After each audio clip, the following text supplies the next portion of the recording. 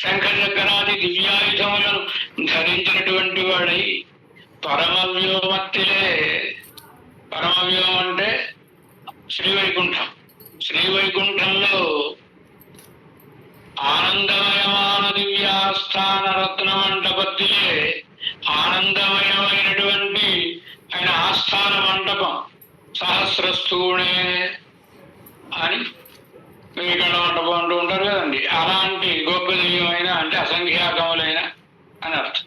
మండపంలో పెరియ పిరాట్టిమారం తాను, పిరాట్టిమారం కూడా పెరియ పిరాట్టియారం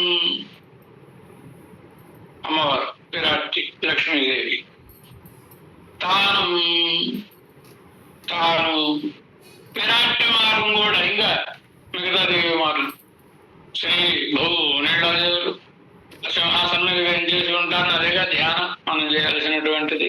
సవ్యం పాదం ప్రసార్య అని అలా దివ్య సింహాసనత్తిలే.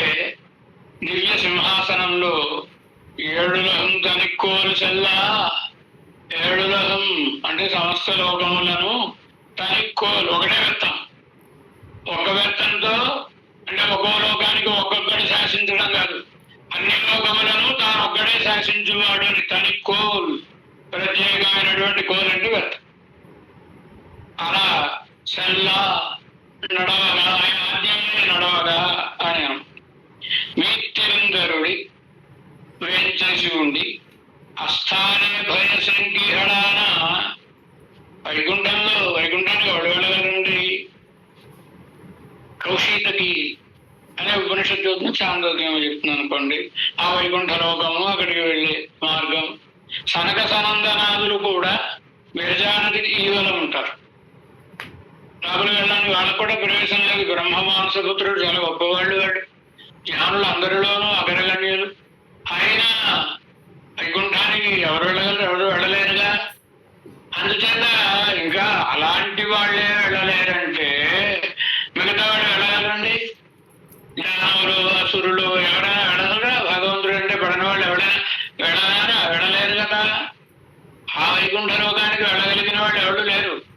హిరణ్యకశిపుడు వెళ్ళాడంటే అది కార్య వైకుంఠం, భూమండలంలోని వైకుంఠం తప్ప పరమవ్యోమం కాదు. ఆ వైకుంఠం ప్రళయంలో నశించేది కాదుగా. ఇవన్నీ భూమండలానికి బ్రహ్మాండంలో ఉంటాయి కదా, సత్యలోకంలోనే ఉంటాయి కొన్ని కొన్ని స్థానములు, క్షేరాబ్ది. ఇవన్నీ కూడా మన ప్రళయంలో లీనమైపోయేవే కదా. వీటికి ఏం పేరు? కార్య వైకుంఠములు. మళ్ళీ సృష్టి జరిగినప్పుడు మళ్ళా కార్యం, మళ్ళీ ఇవి సృజింపబడుతూ ఉంటాయి. కానీ ఆ వైకుంఠం కారణ వైకుంఠం. అక్కడ దానికి లయం అనేది ఉండదు, సృష్టి ఉండదు కదా.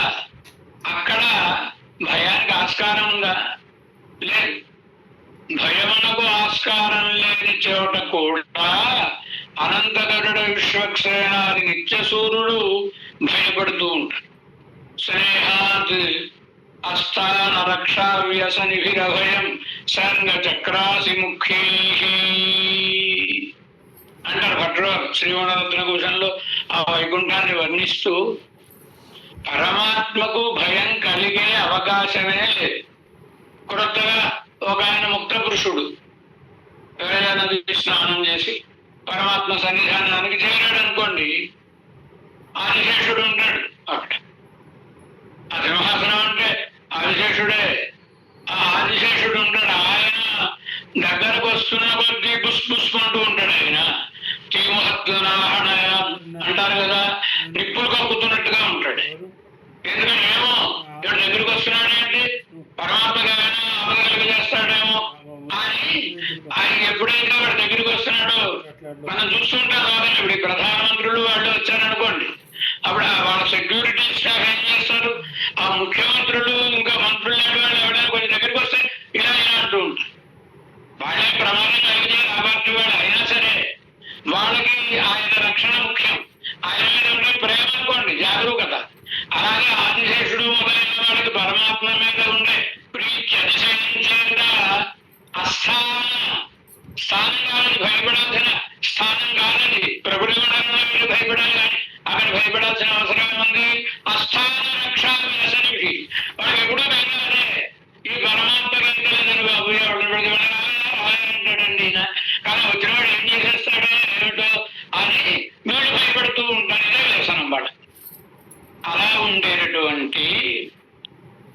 ఆదిశేషుడు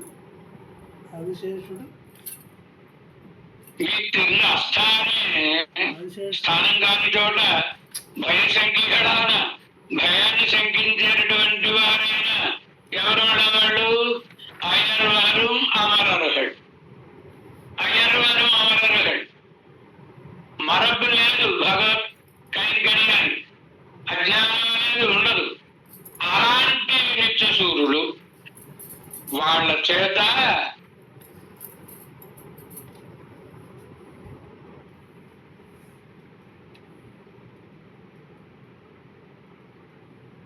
ಅಷ್ಟಾಯ ಭಯಸಂಗಿಗಳ ಅಯರರು ಅವರಗಳೇ అనవరత పరిచర్యమాన చరణ నడిన నాయికొండు అనవరతము పరిచర్యలు చేయబడుతూ ఉండే పాద కమలములను కలిగిన వాడైన పరమాత్మ అలా ఉండి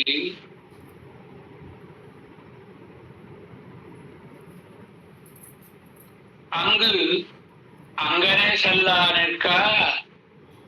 సరే వైకుంఠం అంటే ఇంకా ఆనందమే, ఆస్థానం ఆనందమయ అంటారు కాబట్టి ఆనందమయ. అలాంటి ఆనందం అక్కడ నడుస్తున్నా స్వసంకల్పాయద్ధ స్వరూప స్థితి ప్రవృత్తి నివృత్తి గమన శ్వేత సమస్తత్వం తన సంకల్పాన్ని అనుసరించి వాటి స్వరూపం గాని వాటి ఉనికి గాని అవి ఉండడం గాని ఓ పని చేయడం గాని ఓ పని మారడం గాని ఇవన్నీ తనకు అధీనమందు కలిగి ఉండేటటువంటి తనకంటే వేరైన సమస్తమును తనకు శరీరముగా తనకు శేషభూతముగా అర్థం చేసుకుంటాడు కదా.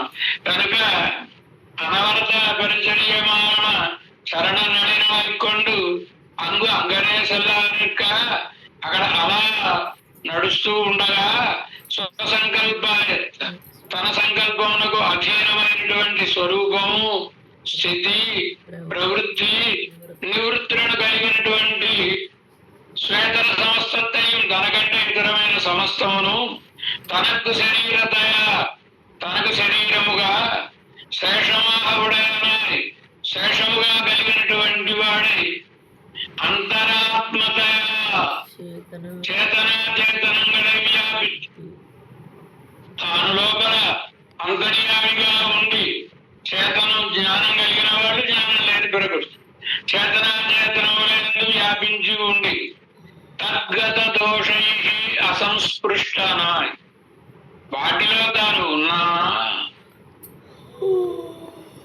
ఆ దోషమనేది తనకు అంటవు, పరమాత్మకు అంటవు.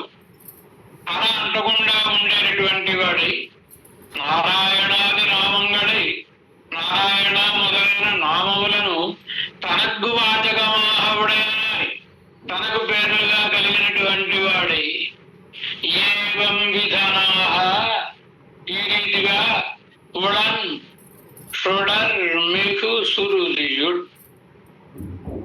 సురుదియుడు ఉడన్ వేదములందు ఉన్నాడు. వేదములు ఎలాంటివి? షుడర్ మీకు కాంతివంతములైనవి తేజవంతమైన అంటే అర్థం ఏంటి? తేజస్వంతములు అంటే భ్రమ ప్రమాద విప్రలంబాది దోషములేమీ లేకపోవడం వలన ఎవరి చేత రచింపబడుట అనే దోషములు లేకపోవట వలన ప్రకాశించేటటువంటి వేదములు. అలాంటి ఆ వేదముల చేత ఉడన్ షుడమిహు సురుదీయుడు అందులో కూడా ప్రతిపాద్యుడుగా ఉన్నాడండి.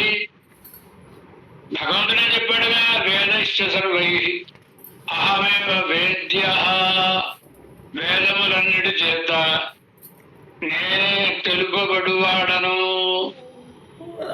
ఇక్కడ మనం చాలాసార్లు చెప్పుకున్నాం. ఎవరికైనా గుర్తుందా? ఇక్కడ ఉండే సదస్సును చెప్పుకున్నాం. మధుసూదన్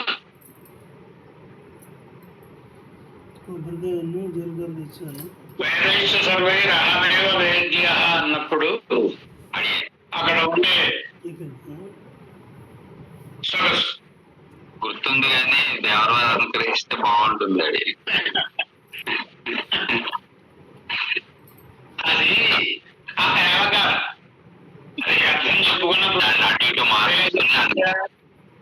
వేదములు సర్వై సర్వ సర్వై వేదైశ్చ అన్ని వేదముల చేత వేద్య అహమేవ తెలియజెప్పబడేవాడిని నేనే. ఇది వాక్యానికి ఇలా చెప్పినప్పుడు ఆ ఏవకారం అవధారణం, ఆ ఏవకారాన్ని మార్చుకుని అర్థం చెప్పుకుంటే ఒక్కొక్క సొగసైన అర్థం వస్తుంది. వేదైశ్చ సర్వై అన్నారుగా, వేదైరేవ సర్వై అహం వేద్య, వేదముల చేతనే తెలియబడతాను. బ్రహ్మసూత్రములలో వ్యాస భగవానుడు 3వ సూత్రంలో శాస్త్రయోనిత్వాత్ అని ఒక సూత్రం. శాస్త్రయోనిత్వాధికరణ పరమాత్మ ఎలా తెలియబడతాడు? అడు వైకుంఠంలో ఉంటాడు, కనపడతాడా? మన లోపల ఉంటాడు, తెలుస్తాడా? ఎలా తెలియబడతాడు ఆయన? అసలు పరమాత్మ ఉన్నాడని ఎలా మనం తెలుసుకునేది? శాస్త్రం యస్య యోని, శాస్త్రమే ఆయన చెప్పేది. శాస్త్రం అంటే శాసనాత్ శాస్త్రం, వేదం, వేదమే ఆయన తెలుపున్నది. కనుక వేదైనేవ, వేదముల చేతనే నేను తెలియబడతాను, చెప్పబడతాను. వేదాల్లో మళ్ళా పరిపూర్ణమైన జ్ఞానం ఉండాలి. సర్వశాఖ ప్రత్యయ న్యాయాదులు, సర్వ వేదాంత ప్రత్యయ న్యాయాదులు అని ఉన్నాయి. వాటి ద్వారా అంటే అన్నిటినీ సాకల్యంగా చదివితే తప్ప పరమాత్మ స్వరూపం మనకి బోధపడదు. ఏదో కొంత భాగం మాత్రమే చదువుకుంటే చెప్తుంటారు కదా ఉన్నవాళ్ళు. 4 గుడ్డివాళ్ళు వెళ్ళారు, పెడితే వాళ్ళు ఏనుగుని చూశారు, ఒకడేమో కాలు పట్టుకున్నాడు, ఏనుగు ఎట్లుండను అంటే స్తంభం మొదలైనండును అన్నాడు. ఒకడు తొండం పట్టుకున్నాడు, ఏనుగు ఎట్లుండను అంటే ఇదిగో ఎలా పాములాగో ఎలాగో ఉంటుంది అన్నాడు. మరొకటి చెవిని పట్టుకున్నాడు, చాటలా ఉండును ఏనుగు అన్నాడు. ఏం చేయాలంటే వాడి పాపం తెలియదు కదా, వాడికి ఆ ఒక్క పుచ్చుకొని దాన్ని బట్టి నిర్ధారిస్తామంటే కుదరదు. వేదములలో కూడా వేదములన్నిటినీ సాకల్యంగా చదివితే తప్ప పరమాత్మ యొక్క స్వరూప స్థిత్యాదులన్నీ తెలియగా పరిపూర్ణంగా ఏదో భగవంతుని యొక్క వైభవాన్ని ఏదో అక్కడక్కడ వర్ణిస్తూ ఉంటుంది వేదం కానీ ఉపనిషత్తులు కానీ. 32 బ్రహ్మ విద్యలు ఇచ్చాయంటే ఒక్కొక్క రూపంలో ఉపాసన, ఒక్కొక్క రూపంలో ఉపాసన మాత్రమే కదా అవి చెప్తాయి. 32 కాదు, ఇంకా అనేకం ఉన్నాయి. ప్రధానమైన 32 కనుక ద్వాదశ బ్రహ్మ విద్యలు అన్నాం. సరే, కనుక వేదై సర్వైరేవ అహం వేద్య, వేదములు అన్నిటి చేతనే చెప్పబడతాను నేను. వేదై సర్వై అహమేవ వేద్య, వేదముల చేత నేనే చెప్పబడుతున్నాను జగత్కారణంగా, ఇతరులు కాదు. ఏదో ఇచ్చారు కానీ వేదైశ్చ సర్వై అహం వేద్య ఏవ. ఇప్పుడు కంటికి కనబడ్డు ఏమి తెలియడు అంటే తుచ్చత్వం వస్తుంది. కుందేడు కొమ్ము ఎవరైనా చూసారా? కనబడుతుందా? అందుచేత ఏడు ఆత్మని కుందేడు కొమ్ము లేదు అన్నారు. గొడ్రాలి కొడుకు ఎవరైనా చూసారండి? గొడ్రాలి కొడుకు ఉంటాడు, ఎక్కడుంటాడు అంటే తుచ్చత్వం లేడు. లేకపోతే పదాలు ఈ వాదనలన్నీ మనకి శ్రీ భాషలో అక్కడ అందంగా వస్తాయి. లేకపోతే ఎలా పుడతాడండి, ఎలా వస్తుంది? శబ్దం ఎలా పుడుతుంది?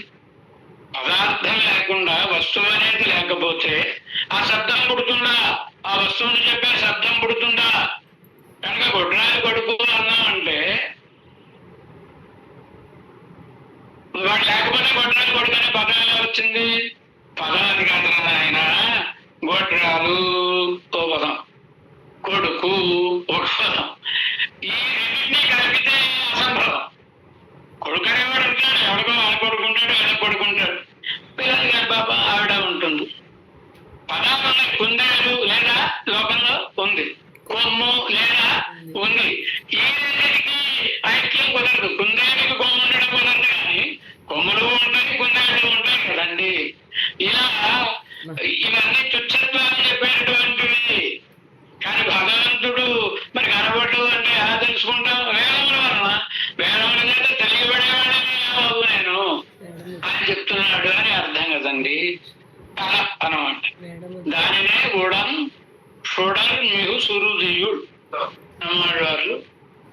తేజోవంతమైనటువంటి శృతి యందు భగవానుడు ప్రతిపాద్యుడుగా ఉన్నాడు.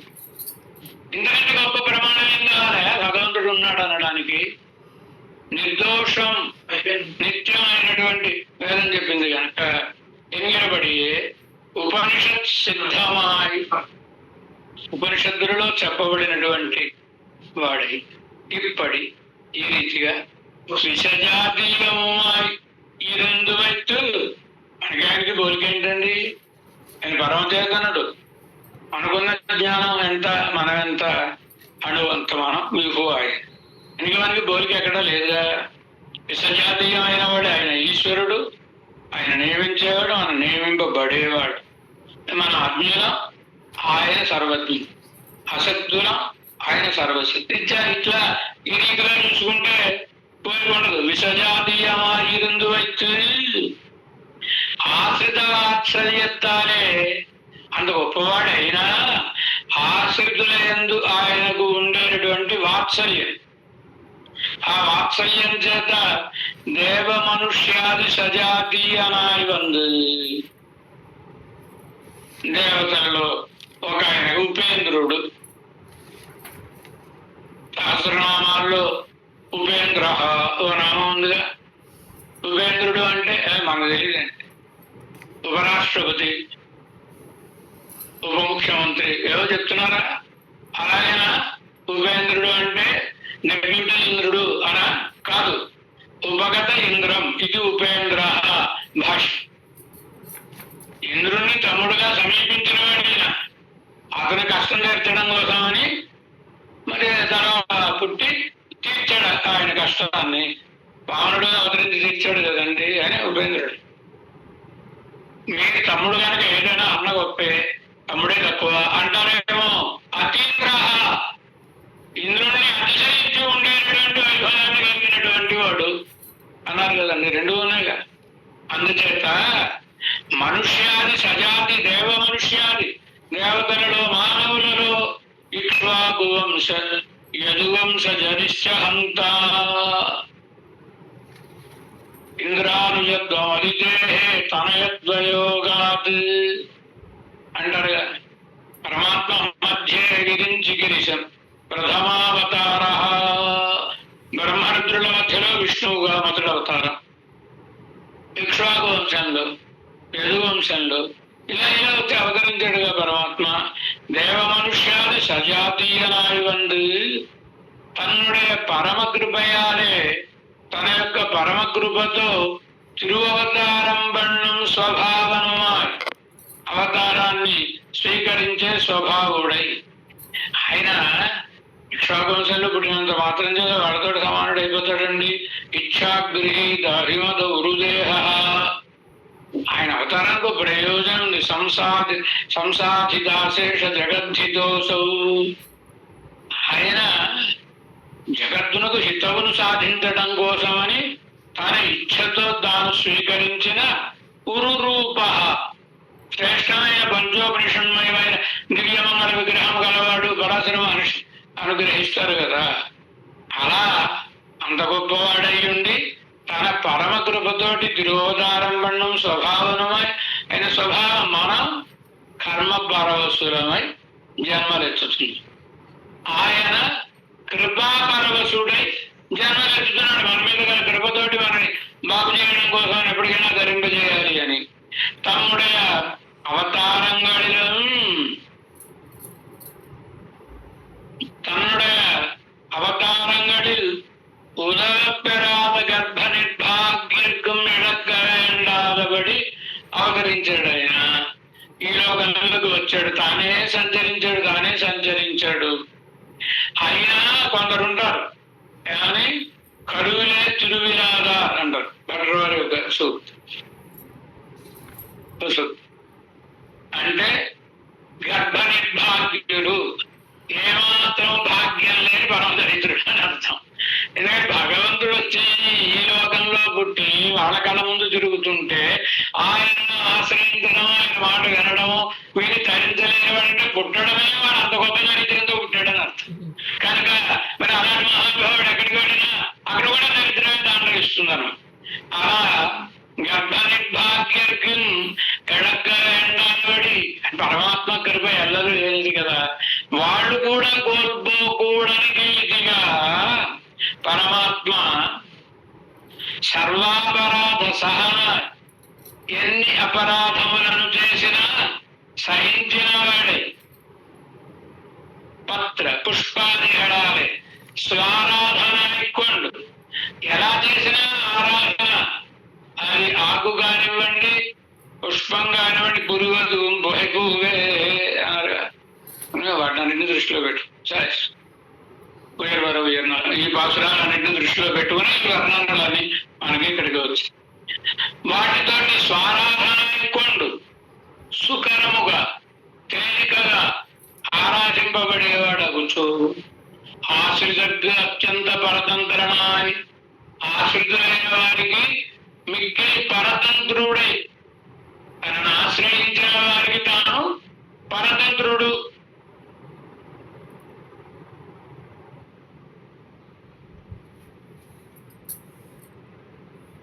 అవరహరుడయ వారి యొక్క ఇచ్ఛానుగుణమైన అర్చామూర్తి వైభవం ఉంది. వాళ్ళ ఇచ్ఛకు అనుగుణముగా భోజన సేనాదిహడై ఉడయనాయి, భోజన సేనాదులను కలిగిన వాడై.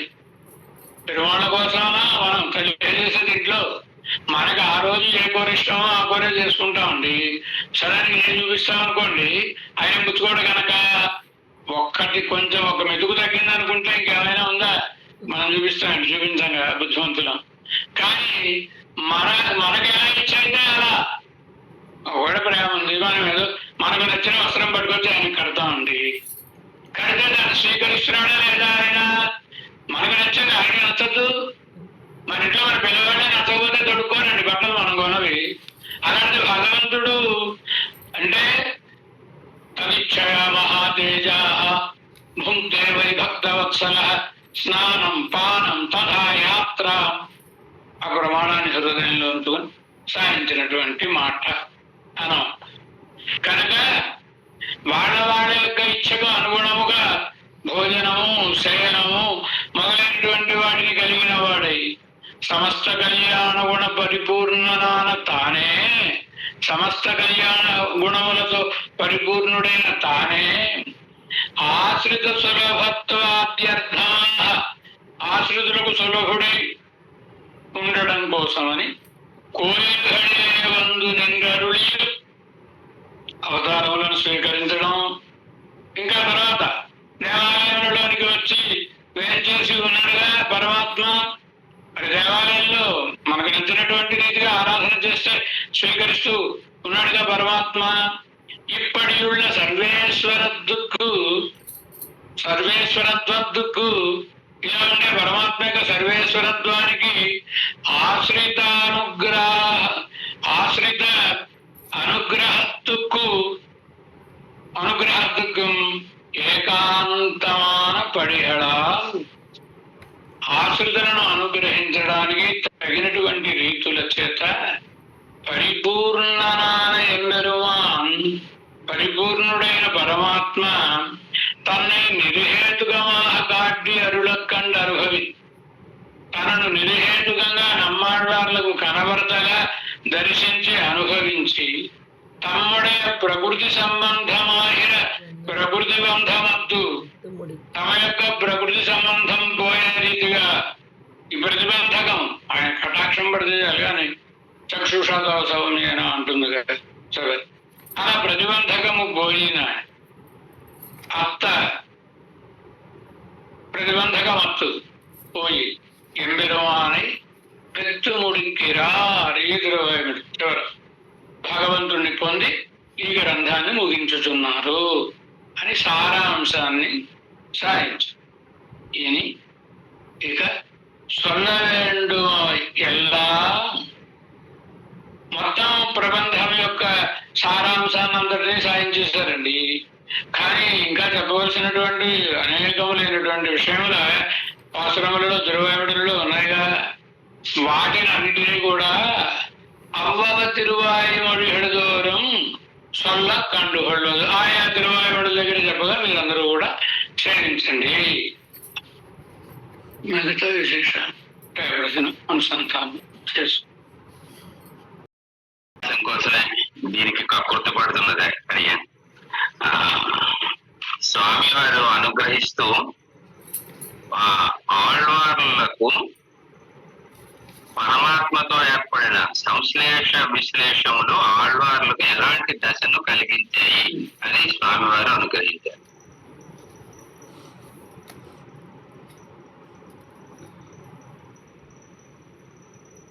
విశ్లేషం బాహ సంశ్లేషం.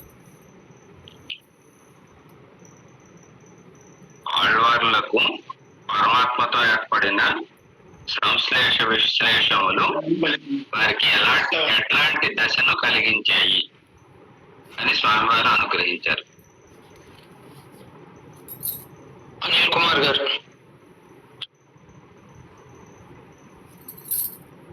అన్మ్యూట్ చేసుకోవాలి. నేను అనుకుంది కరెక్టే కానీ వినబడింది వాళ్ళకి అనుకున్నాను.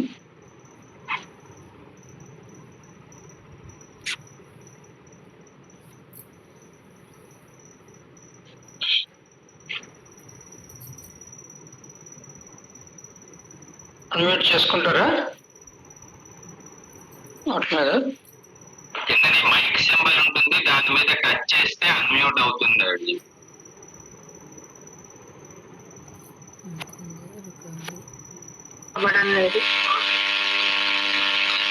చెప్పండి. అన్మ్యూట్ ఉన్మస్తక దశని అదేనమ్మా స్వామివారు అనుగ్రహించారమ్మా. ప్రసమామయ ప్రసాదయ. ప్రసమామయ అంటే అంటే ఒక రకంగా అనుగ్రహించారమ్మా ఒక విషయాన్ని. అంటే గోపికలు శ్రీకృష్ణ భగవాన్ని ఆ సందర్భం ప్రసమాయ ప్రసాదాయ అనే మాట నేను అనలేదు. అది తెలుసుకోవడానికి అడిగారు. మీరు ఎప్పుడో విని ఉంటారు, ఎప్పుడో విని ఉంటారు. అది నేను చెప్పినప్పుడు ప్రసమాయ ప్రసాదాయ అనే మాట వాడలేదు. మీరేం విన్నారు అది చెప్పి. సంశ్లేష దశ అంటే ఆ భగవంతుణ్ణి చేరినప్పుడు ఆ ఆనందము, భగవంతుణ్ణి అంటే ఆయన ఏమనుకోదు, వివరణ కాదు. స్వామివారు అనుగ్రహించింది వారు ఆ వ్యాఖ్యానంలో ఆళ్వార్లకు పరమాత్మతో కలిగిన సంశ్లేషము విశ్లేషం వల్ల వారికి ఒక దశ కలిగింది అని అనుగ్రహించారు. మరొక అవకాశం ఇద్దాం. మరో చాలా మంది హ్యాండ్ చేశారు. చిన్నస్వామి వారు అడుగుతారు, వాళ్ళు చెప్పండి.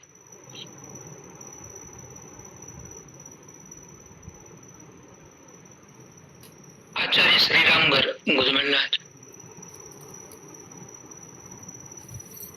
చెప్పాలంటే ఇప్పుడు వణుకొచ్చి వచ్చింది. స్వామి ఏమంటారు చెప్పింది. అక్కడ మైక్ మీద అన్మ్యూట్ చేసుకోండి అమ్మా.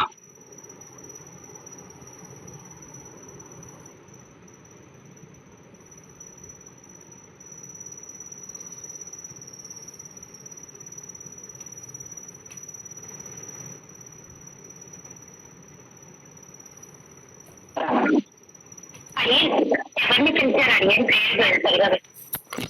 నిన్ను పిలవలేదమ్మా.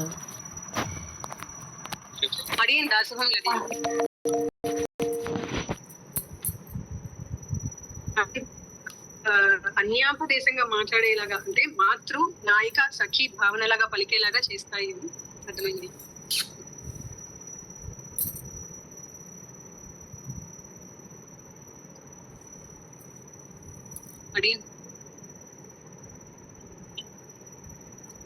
మధుసూదన్ గారు మీరు అన్మ్యూట్ చేసుకోవాలి. అందరిది మ్యూట్ అయిపోయింది.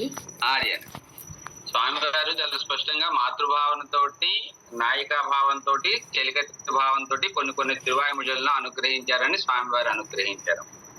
తర్వాత స్వామివారు అనుగ్రహిస్తూ అనేక రకాలుగా అనుగ్రహిస్తూ ముందులో ఈ తిరువాయుముజి దేనికి సంగ్రహం అని మొదటిగా అనుగ్రహించారమ్మా. అంటే కొన్ని పదులు కొన్ని తిరువాయుముజులు అలాగా అనుగ్రహించారమ్మా. అలా అది ఏమని అనుగ్రహించారు?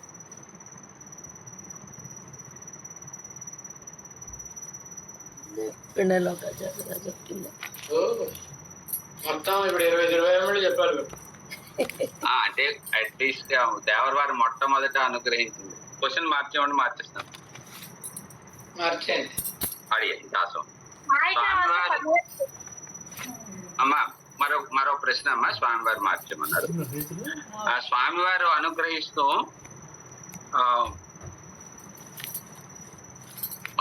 స్వామివారు పరత్వంలో పరత్వం ఏ తిరువాయుముజిలో అనుగ్రహించారని స్వామివారు అనుగ్రహించారు. పరత్వంలో పరత్వం ఏ తిరువాయుముజిలో అనుగ్రహించారని స్వామివారు అనుగ్రహించారు.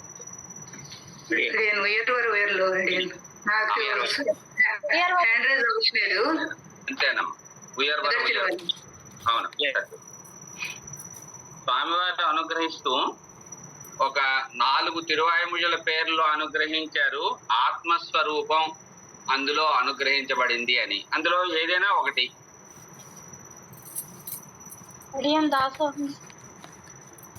చిన్న స్వామివారు అడుగుతారమ్మా, వారు చెప్పండి.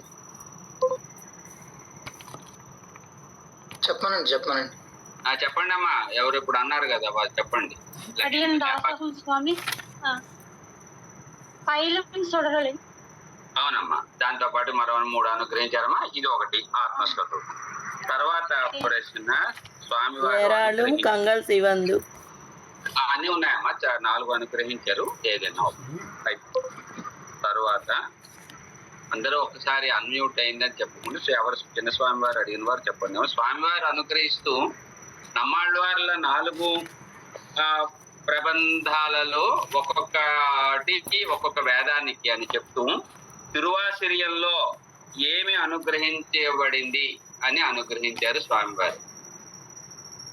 తిరువిరుత్తం, తిరువాసిరియం, పెరుగు తిరువందాది అనుగ్రహించినప్పుడు తిరువాసిరియంలో యజుర్వేద సమం అడిగేం దాసోహం స్వామి. తిరువాసిరియం యజుర్వేద సమం పరమాత్మ యొక్క అందులో ఏమి అనుగ్రహించారు? నమ్మాళ్ళవార్లు ఏమి అనుభవించారు?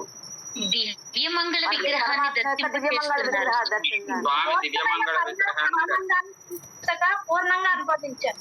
అయిపోయిందమ్మా, అయిపోయింది. తర్వాత అందరూ ఒకసారి చెప్పొద్దమ్మా. మాలగా ఉంటుంది అని అమ్మా అందరూ అన్మ్యూట్ లో ఉంచుకోండి. చిన్న స్వామి వారు ఎవరిని అడిగితే వారు మాత్రమే చెప్పండి. తర్వాత చివరిగా ప్రశ్న ఉళన్ సుడర్మిగు సూర్యుడియుల్ అనే దగ్గర స్వామివారు ఒక విశేషాన్ని అనుగ్రహించారు. అది ఏమి? ప్రకాశించే వేదాలన్నారు. శృతి యందు పరమాత్మ ప్రతిపాద్యుడై ఉన్నాడు. అంతేనమ్మా. అది ఎక్కడ వేరే అది అనుగ్రహించారు. ఆచార్య తిరువళ్ళే శరణం. అడిగే ఇవాళ చెట్టు దబ్బింది. మళ్ళీ రేపు జనం